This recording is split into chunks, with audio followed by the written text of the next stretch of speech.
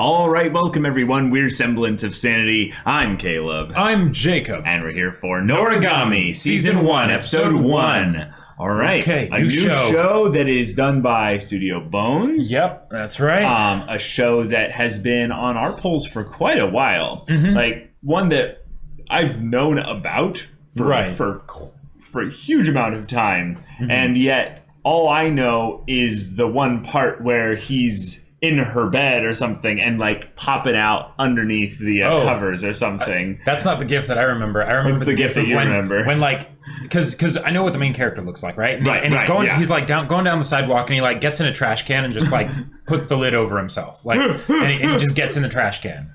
I'm interested in this show because I can't tell if it's a comedy. I can't tell if it's a romance. I can't tell if it's something else entirely. And yet, like, a lot of people were saying, like, it's also an action show. So apparently, like, yeah, okay, yeah. I am intrigued. It's a two-core show. Yes.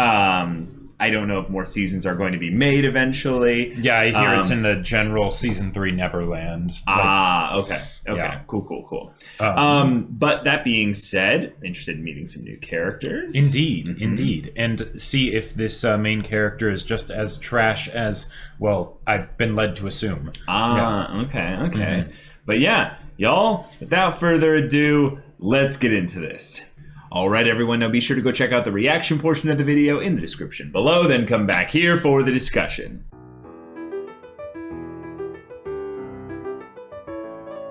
All right, we got ourselves the premise for this show. Yep. We got our two main characters for now, including Milord. That's right. We cannot forget Milord. And I think they did a good job of, in the first episode, really establishing what kind of dynamic not only the characters are going to have, but also the characters are going to have with the world. Right. So Yato.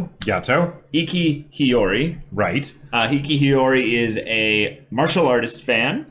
I love the twist of that there, where it's basically the character who, you know, kind of has that little like, oh yeah, I've got that spiritual connection to things there. But no, that's not where her power comes from.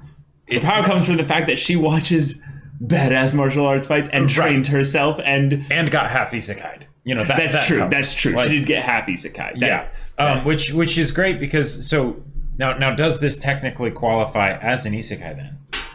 So I think that for the most part, no, because she didn't get actually transported.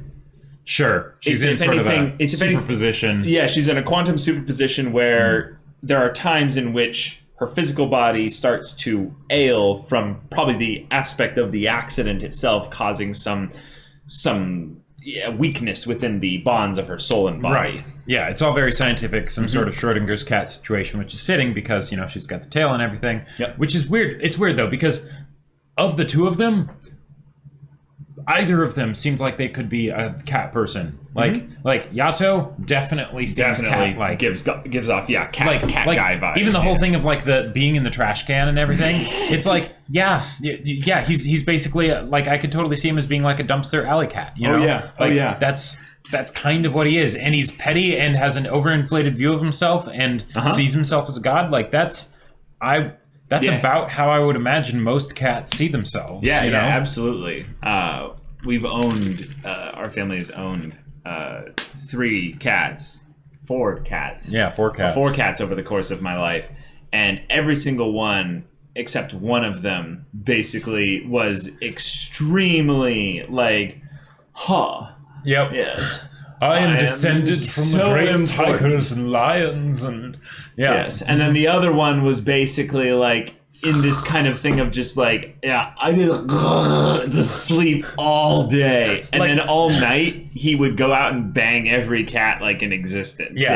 You know? He was actually the closest to like a lion, you know, out of all of them. But, like he even had like the poofy, like and was the biggest by far. But anyways, massive cat. So sadly, I think we might not be getting more of Milord. Maybe we will, but Milord seems to have found the place where he belongs. It's true. But you know, we can definitely get lots of antics with potentially other cats. There's probably going to be a lot of cat style jokes that are made. Yeah, maybe not necessarily as much as we'd want though. But But we do know that there's going to be quite a few antics within these characters who one of them has a tail of sorts.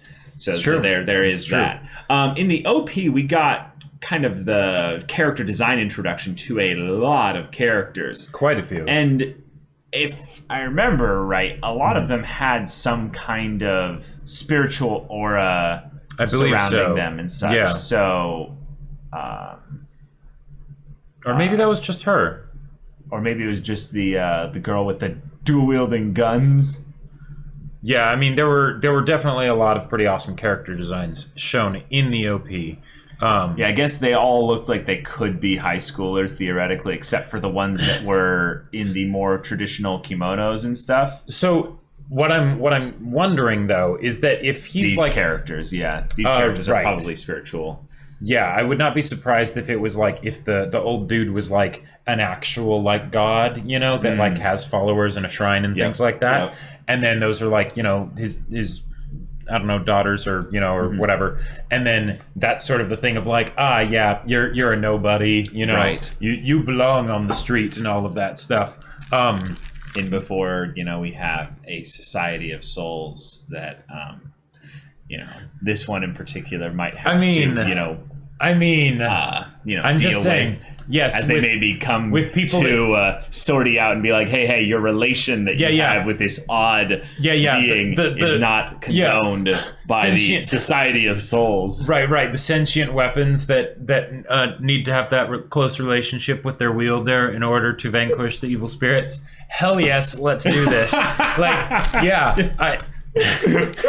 So, because the thing is, Bleach is still very, very nostalgic for me. For you. And I know that this... Right. I know it's not for you. Let's clarify. Let's clarify. It's not for Caleb, right?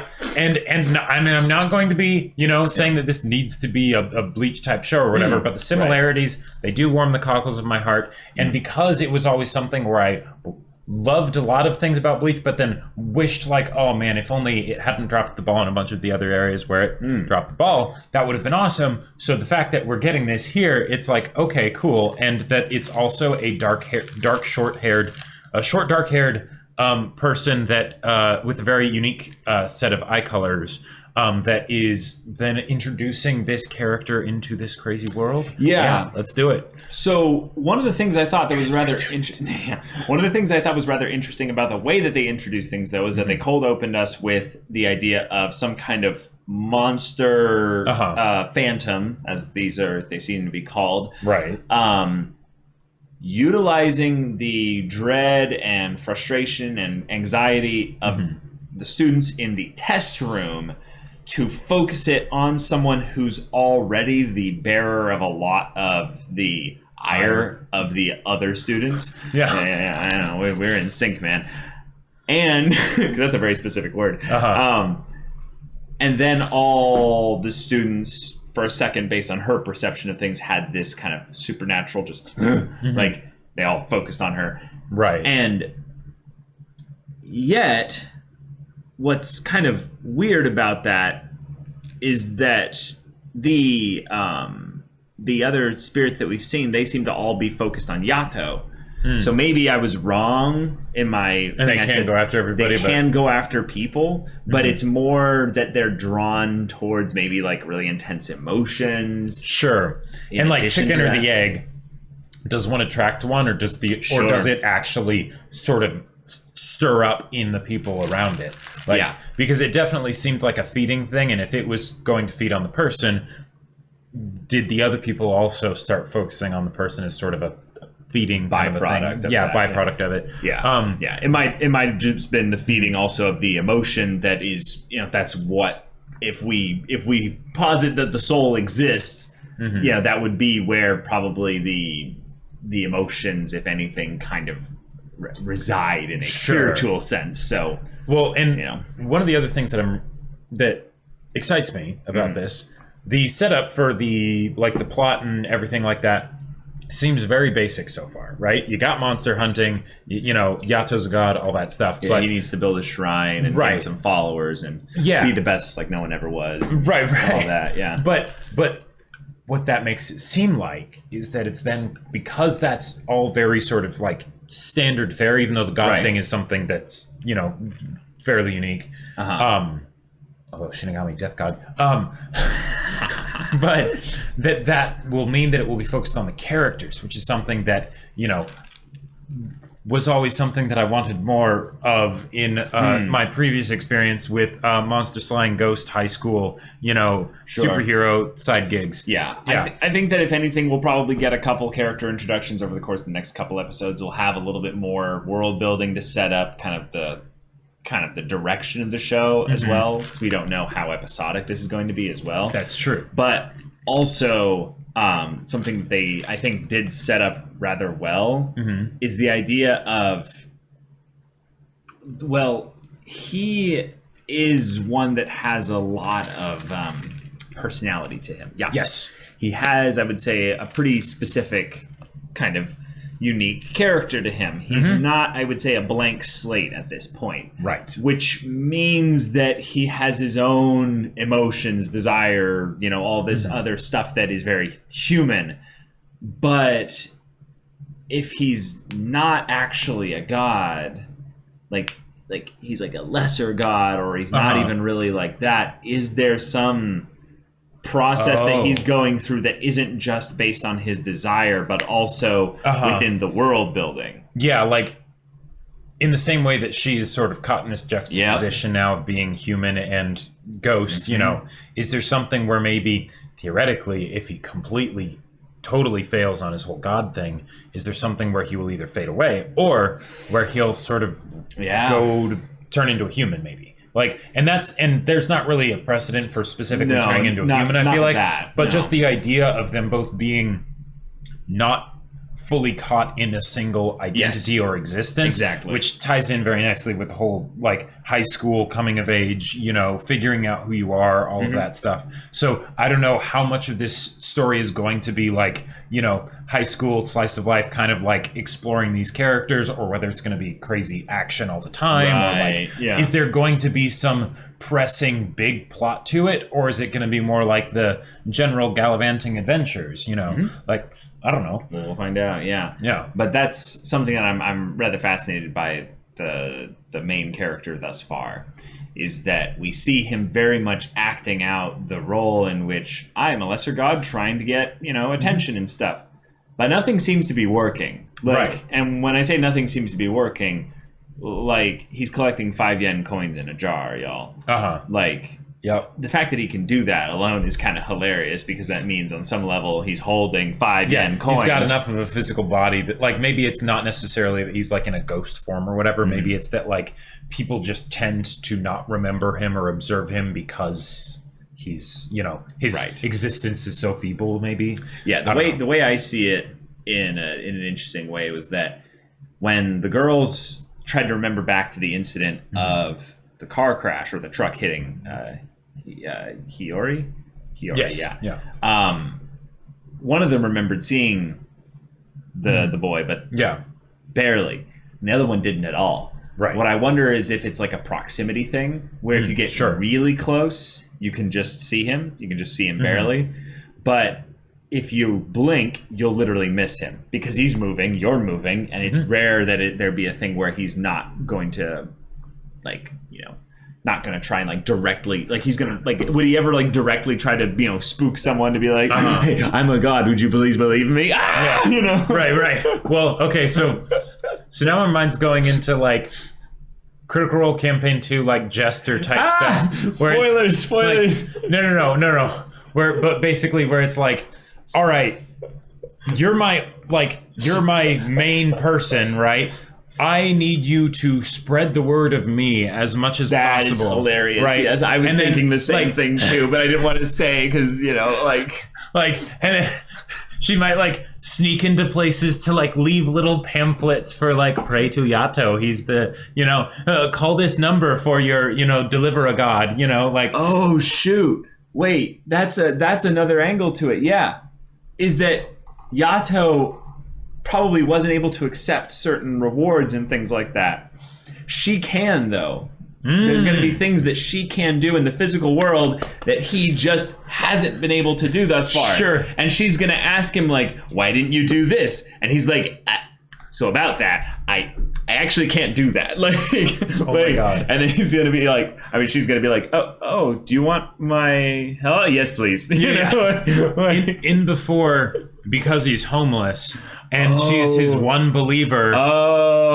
There's a romance angle. He ends up bumming and crashing at her place. Right. Another Bleach analogy, which, by the way, that was one of my favorite little, like two hilarious things from Bleach. But sleeping in his closet. Yeah. So I mean, that was cute. Yeah. Now, I'm holding this all very loosely. Yes. This show is its own thing. It doesn't have to do any of those things. But I think it's being rather upfront so far of that, like, this is a well-tread sort of genre, right. like the conventions of the story. That's why I was able to introduce things so quickly. It's like, we don't need to explain this. Yeah, you understand the idea of phantom spirits, running around and causing problems for people. You basically and also the idea they're called phantoms. Right, and also just that there are probably a bunch of gods, out there and stuff like that. And Yato is just one you've never heard of. And his Zanpakuto, his regalia, left him. So, yeah. He had sweaty, stinky hands, though. Yeah, he's homeless, so not showering, and Yeah, that's another thing that's rather interesting, is like, I want to know what physical qualities he does have at all. I'm not sure. I think it might be kind of wibbly wobbly, like right. But that's fine. But they could choose to, for whatever purpose, for comedy or something, have something be like, oh, yeah, you do actually kind of smell. And he's like, yeah, but you have to be like really close in her nose, and by then it's already too late. You catch a whiff, and you're like, oh. Well, or maybe like he's following around and they're talking, right? Mm-hmm. And then her friends like maybe can't see him, but all of a sudden they're like, did you shower this morning? Yeah, you kind of smell bad. And that could be like part of just his lamenting, is that he's just like, yeah, I'm trying to gain followers, but every time I get close to people, they push me away. So she can help like give him lessons in my skin.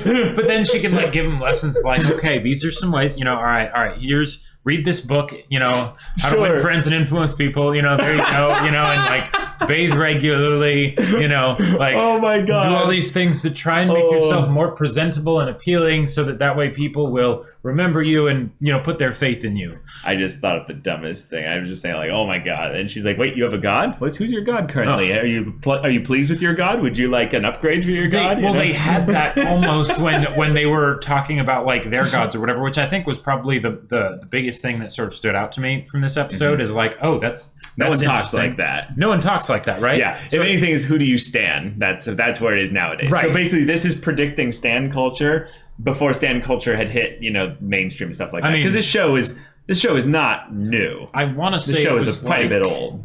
It wasn't 2010, I don't think, but it was like, I want to say it was around. I want to say it was like 2012, 14, somewhere around there. Yeah. I don't know exactly. Like but basically, like the idea of them being like, ooh, which idol group, which boy band, which K-pop group do you stand? And then she's like, I stand this. And like mixed martial artist. Like if they framed it a certain way, that would be like the ultimate meme template. Is basically you showing your friends on your phone like that thing you're super passionate about, and like just kind of go.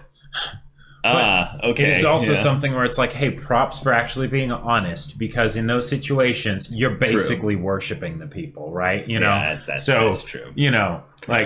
Like watch this Yato. He probably has less like people pledging their faith to him, their souls to him, than like the actual like just K-pop bands and stuff. Well, no, of course he does. He's in like the 1 to 2 digit range, probably, Jacob. Oh, if that.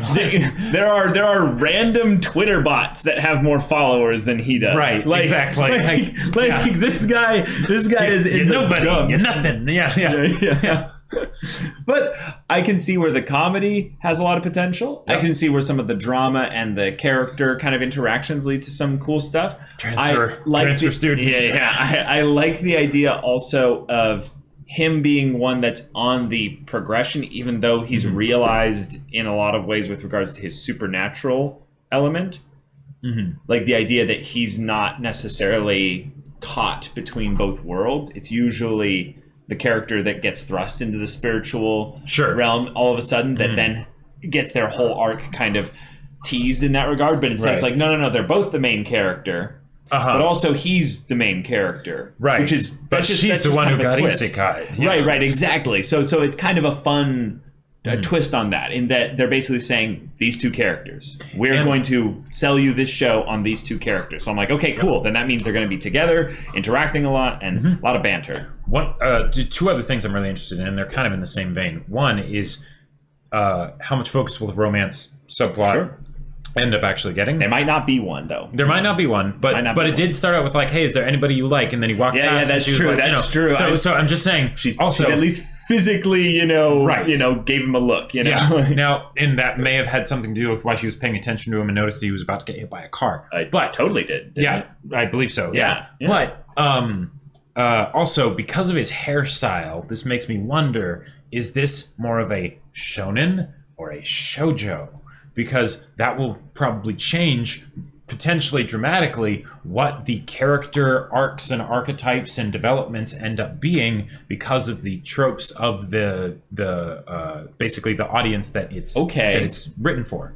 So because the girl seems like she could potentially be sort of the main character, I think, but that's the point. I think they're trying to just blend the two a little bit. Sure. It's not really as important which one it is. It's just they're both the main character. Right. I guess I'm curious to find out what demographic this is sort of officially like classified under. Yeah, I don't know. Because he's got that like K-pop hair, like he's got the super. Could just be well animated, dude. Well, no, bones. Yes, I know, but like, are you saying that because his hair is static, it's like it's a shonen, and if it's not static, it's a shoujo? Okay, so because it looks more like sleek than like spiky, like.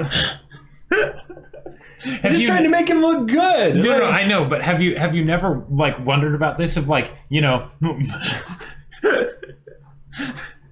in the shonen it has to be like makes them look like they're hard, badass, like spiky hair, all that stuff, right? Whereas in the shoujo, it's like, ooh, dude, like shonen does not mean battle shonen. No, I know. But are you telling me you've never made that connection? No, I don't think I've ever made that connection. All right.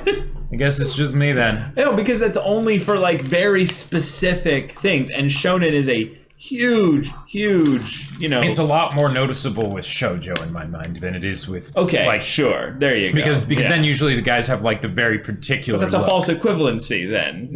But I'm curious to see if that is that. Not if that necessarily has to be that or the other, but... Okay. Yeah. I gotcha.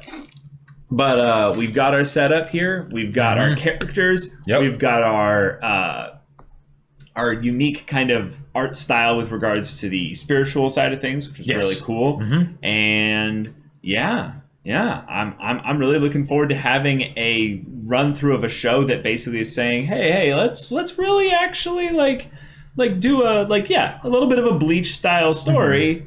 But let's focus kind of on both characters, really like right out the gate, and then have a little bit of the flip as to who's who and what's what, and then and what this particular story's flavor on that style of story will be. Yeah.